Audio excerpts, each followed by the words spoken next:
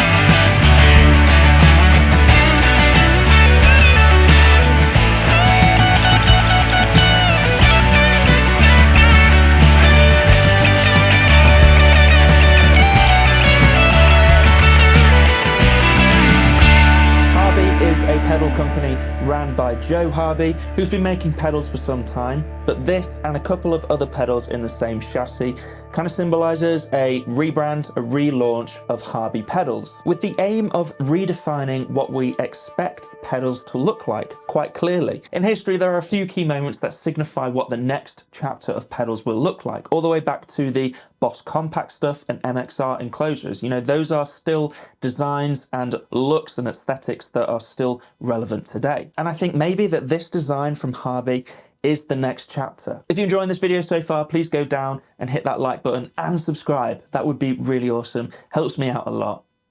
Let's carry on with the video. It's incredibly modern looking, and it's obviously mixing a few inspirations from the tech world, you know, definitely some Apple stuff going on here, but I see also a few automotive design cues here. Overall, creating a design that is very, very modern, but still somehow timeless. The first thing that strikes you when you hold this pedal in your hands is that everything is flush to the enclosure, which has been milled out of a solid block of aluminium. That process of milling creates incredibly defined edges and lines, but everything else is super smooth and soft to touch almost. Also, Harby have done absolutely the right thing by not complicating the design by adding artwork to the thing. I think the beauty in it is the simplicity, but the most important thing is how it sounds. And heads up, it sounds great. It's a TS10 tubescreamer, like I mentioned earlier, but let's hear it before we talk more about the tones.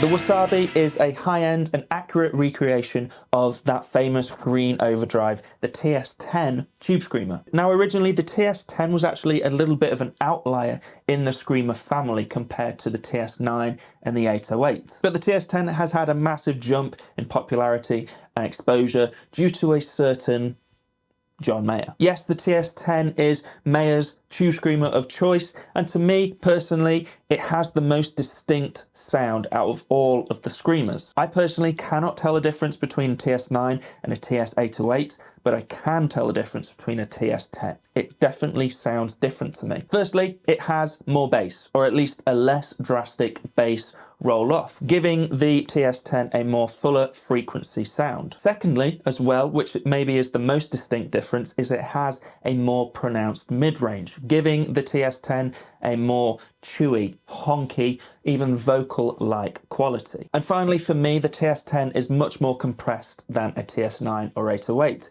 Only adding to that chewy nature, honky, vocal-like nature of the TS10. It feels really good to play, and it almost feels like it's doing half of the work for you, especially when the gain is a little bit higher with one of these. All of these things for me make it a much more unique sounding screamer than a 9 or an 808.